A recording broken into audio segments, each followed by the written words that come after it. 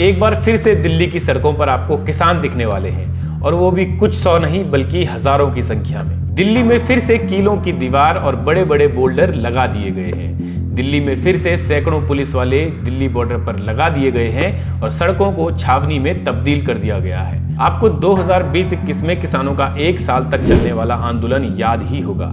शायद किसी को याद हो भी ना, क्योंकि उस समय मीडिया से लेकर सरकार तक ने उसे किसानों का आंदोलन कम और खालिस्तानियों का आंदोलन बताने में कोई भी कसर नहीं छोड़ी थी। इसीलिए शायद आपको याद ना हो कि दिल्ली की सड़कों पर पूरे 1 साल तक किसान सरकार के कृषि कानूनों के खिलाफ जुटे हुए थे। वो कृषि कानून जो सरकार ने पूरे 1 साल बाद और 700 किसानों की मौत के बाद वापस लिए थे। उसी किसान आंदोलन के 2 साल बाद अब फिर से किसान दिल्ली आ रहे हैं और इस बार भी वही मांगे हैं जो पिछली बार मांगी गई थी। किसानों का कहना है कि सरकार ने उनसे वादा खिलाफी की है, इसीलिए वो 2 साल बाद फिर से दिल्ली पहुंच रहे हैं और फिर से सरकार उन्हें उसी तरह से रोकने की कोशिश कर रही है जैसे 2020-21 में की गई थी। केंद्र सरकार ने दिल्ली बॉर्डर पर सीमेंट की दीवारें और कीलें तो बिछा दी हैं, लेकिन हरियाणा की सरकार ने एक कदम आगे बढ़कर राज्य के 7 जिलों में इंटरनेट बंद कर दिया है। इसके साथ ही पंचकुला में धारा 144 भी लगा दी गई है।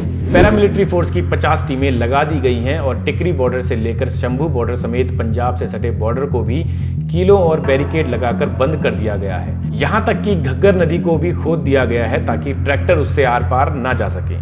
किसानों को डिटेन तक करने की तैयारी में हरियाणा सरकार है और पूरी कोशिश की जा रही है कि दिल्ली तो दिल्ली, लेकिन किसान पहले हरियाणा में भी ना पहुंच पाएं। बिल्कुल जी, क्रेनां खड़ियां ने, घग्गर दरिया परले पासे भी कंध, ठीक है जी। आ घग्गर दरिया है ते इधर जाम लग गया है। बड़ियां कंधां करतियां ने लोहे दियां साइडां ते कि साइडां ते पत्थर भी ना सिटे जाण, और पत्थर ला के रोड ब्लॉक कर दिता गया।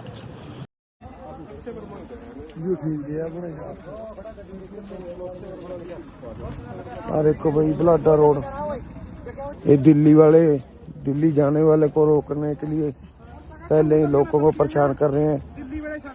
देखो ये बोआ प्रशासन और इधर रतिया प्रशासन। 13 फरवरी को किसान दिल्ली आने वाले हैं और ये पूरा आंदोलन संयुक्त किसान मोर्चा और किसान मजदूर मोर्चा समेत 200 से ज्यादा संगठनों द्वारा किया जा रहा है, जिसमें करीब 15,000 से लेकर 20,000 तक के किसानों के आने की आशंका है। इसके साथ साथ 2,000 से लेकर 2,500 तक के ट्रैक्टर सड़कों पर दिख सकते हैं। किसान अपने साथ राशन लेकर भी आने वाले हैं ताकि ये आंदोलन को लंबा ले जाया जा सके। अब आप सोच रहे होंगे कि किसानों की मांग आखिर है क्या? किसानों की मांग वही है जो इससे पहले आंदोलन में उनकी मांगे थी, मतलब कि एमएसपी की गारंटी उनको दी जाए।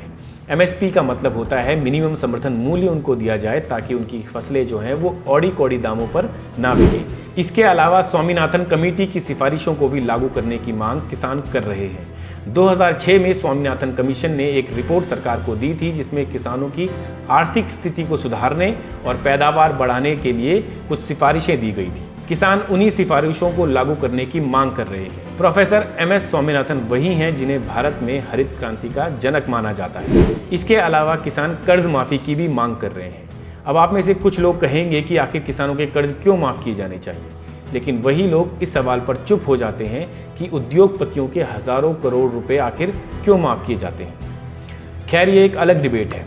बस आप इतना समझ लीजिए कि किसान खेती के लिए कर्ज तो ले लेता है, लेकिन कभी मौसम की मार के ज़रिए और कभी कभी बाज़ार में कीमत बढ़ने की वजह से वो कर्ज में डूब जाता है, जिस वजह से वो या तो और गरीब होता जाता है या फिर वो आत्महत्या तक कर लेता है। इसीलिए किसानों द्वारा कर्ज माफ़ी की मांग की जा रही है।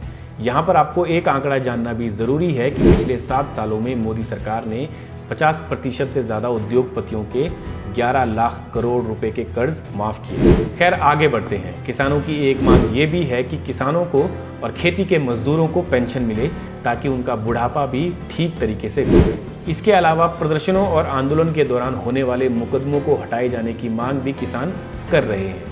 2020-21 में होने वाले आंदोलन में भी किसानों पर कई धाराओं में मुकदमे दर्ज किए गए थे। वहीं किसानों ने लखीमपुर खीरी में किसानों के ऊपर गाड़ी चलाने के मामले में भी न्याय की मांग की है। अगर आपको लखीमपुर खीरी की घटना के बारे में जानकारी नहीं है तो आप धन्य हैं। धन्य इसीलिए क्योंकि एक देश में किसानों के ऊपर गाड़ी चढ़ाई जाती है, उन्हें गाड़ी से रौंदा जाता है, और आपको अगर इस चीज़ की जानकारी नहीं है तो आप धन्य ही हैं। खैर, आपको फिर भी इस बारे में बता देते हैं। 3 अक्टूबर 2021 को लखीमपुर खीरी में किसानों के आंदोलन के दौरान केंद्रीय गृह राज्य मंत्री अजय कुमार मिश्र टेनी के बेटे आशीष मिश्र ने किसानों को गाड़ी से रौंदा था, ऐसे आरोप उन पर है, जिस मामले में उन्हें अभी तक जमानत मिल चुकी है।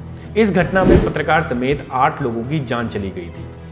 अभी तक किसान संगठन से जुड़े लोग इस मामले में न्याय की गुहार लगा रहे हैं। तो ये कुछ मांगे हैं जिनको लेकर किसान फिर से दिल्ली की ओर कूच कर रहे हैं और फिर से केंद्र में बैठी मोदी सरकार उन्हें रोकने की कोशिश कर रही है। सड़कों पर कीलें ठोकी जा चुकी हैं। देखते हैं राजा जीतता है या फिर किसान जीतते हैं। बहरहाल इस खबर पर अपनी प्रतिक्रिया आप जरूर दें।